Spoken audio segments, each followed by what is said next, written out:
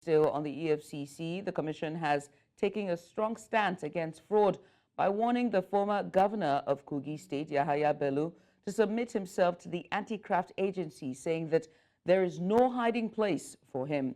Similarly, the agency also arrested former Minister of Aviation Hadi Sirika over an ongoing 8.6 billion naira money laundering probe. This has thrown light on how focused and determined the drive from the EFCC has been in combating corruption. And now to further discuss this, I'm being joined by Comrade Ene Obi, former country director, ActionAid Nigeria. And a very good morning to you. Let's get started very quickly. On one hand, EFCC wants Yahaya Bello to submit himself and says he was invited when his tenure ended, but he refused to honor the invitation. Now, on the other hand, his media team says he's not running from the law. EFCC never invited him. It's a bit confusing, and some say it's emboldened the whole drama as politically motivated. What should citizens be focusing on at this point? I think, thanks for having me. And it's unfortunate what is going on, because mine is, yes, the governor, if he has done something, he should be answerable. The issue of sanctions not being meted to those who do wrong in this country is what is wounding the economy of this country. And so when you are focusing on Governor Yahaya Bello, yes, if he's wrong, he should be answerable to it. Every Nigerian, we are all equal before the law. If it's some other Nigerian who does not have a position somewhere, the person would have been arrested a long time ago and taken.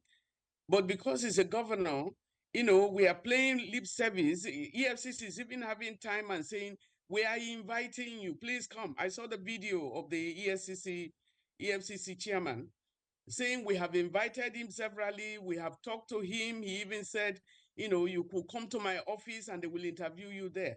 Everybody should be treated the same.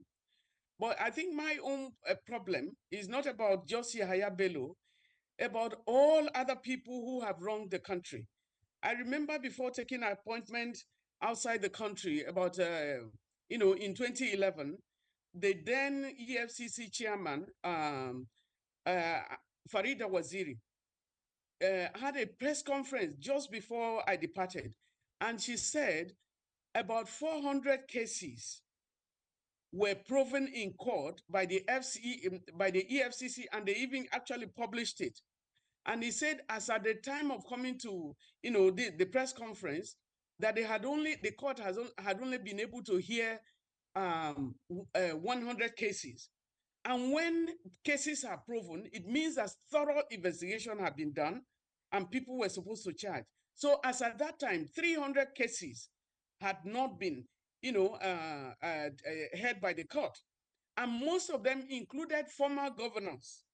Majority of the cases were against former governors who had looted the treasury of this country. And nobody, so the worrisome act is that many of them gain entrance into the parliament. Many of them are the ones in the Senate today. So after 8 years of looting the treasury, you are not questioned. Nobody can question you, and you quickly hide yourself in the Senate. I'm not saying everybody in the Senate is is guilty of this, but all of those who are guilty of this, they have never been charged. They are sitting comfortably and they are challenging any incoming, president, so that they don't have cases. When cases are raised, you see that even all the colleagues who rise against them, and they make sure they take that case from the court, or the cases are never heard. And people should not, individual cases should not be settled. But on Yahaya Bello, he needs to answer the law, and you should not be treating, anybody with a kid glove. Yes. Let's put Bello's drama that's unfolding on the side.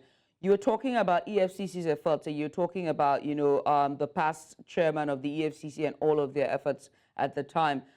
But there are those who say EFCC ongoing efforts, including the questioning of the former aviation minister, is a testament of their anti-corruption fight.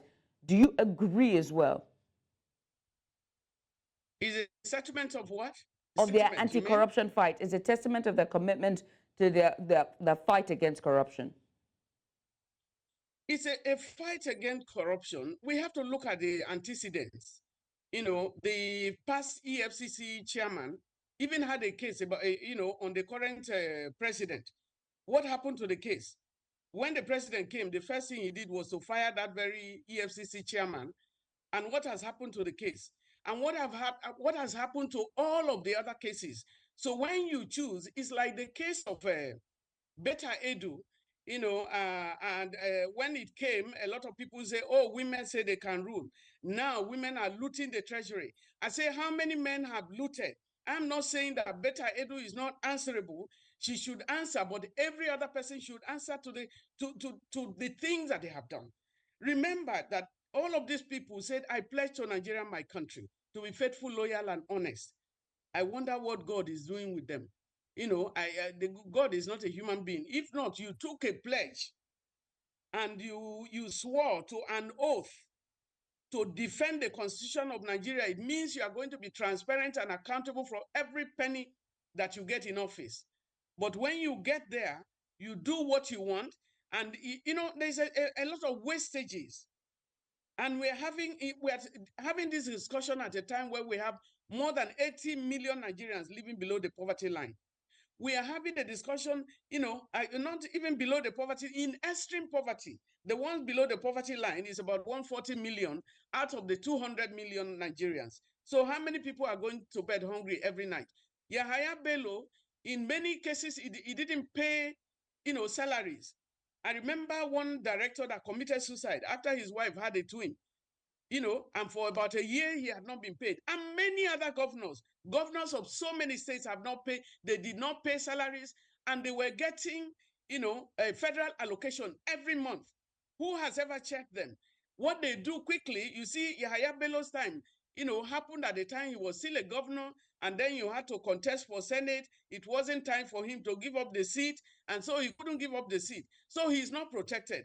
Why is it particular? You remember that Yahaya Bello also contested, against the incumbent. Not the incumbent, against the president in terms of wanting to be the president of Nigeria. And so when we look at it, why are you picking one person?